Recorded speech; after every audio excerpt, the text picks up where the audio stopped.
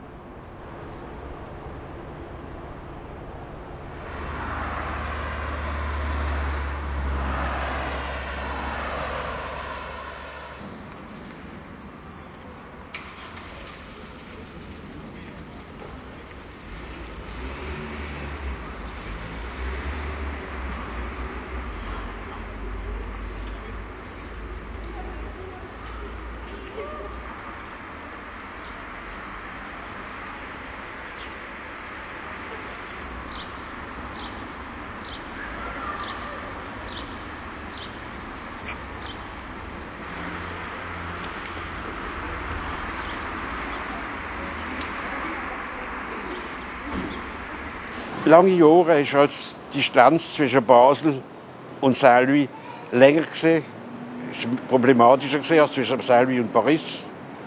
Aber was unser Problem ist jetzt mal, dass wir als Nachbar uns direkt können, treffen und miteinander arbeiten, ohne über Bern zu gehen, ohne über Paris zu gehen und ohne über Berlin. Wir müssen gewisse Sachen selbst gehen, aber wir müssen selbstständig werden. Écoutez, je pense que Paris est extrêmement loin.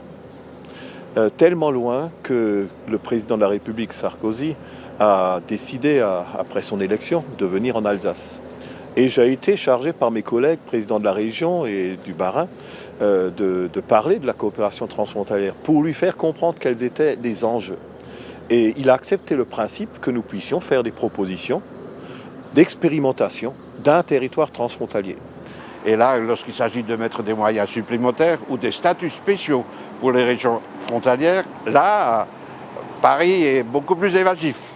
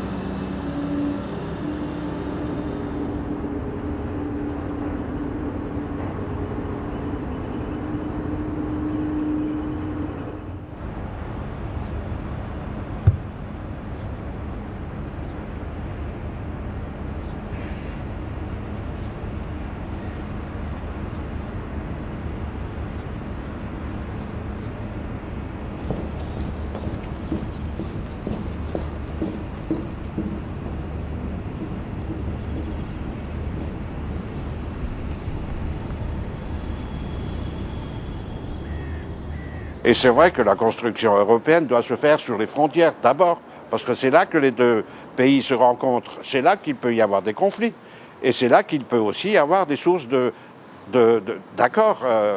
Et nous sommes un peu des laboratoires de la construction européenne. Ce qui est un exemple parfait de réussite trinationale, c'est l'Euro-Airport. Comment pouvons-nous étendre ce concept? Comment pouvons-nous peut-être le porter vers l'activité portuaire de cette grande agglomération trinationale?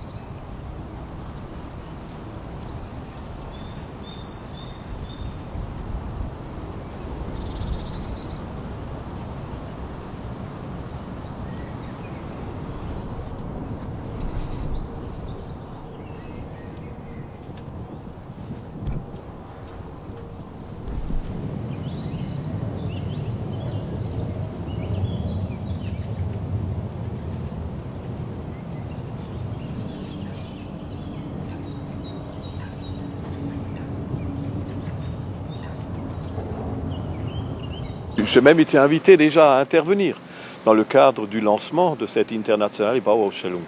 Je crois que c'est une merveilleuse idée parce qu'elle permet de donner d'abord un objectif. Que voudrions-nous être en 2020? Je crois que la sincérité de notre démarche sera jugée lorsque on constatera qu'on accepte de mettre des compétences en commun. Mettre des compétences en commun, c'est renoncer à exercer soi-même la compétence. Donc c'est en quelque part un abandon de souveraineté.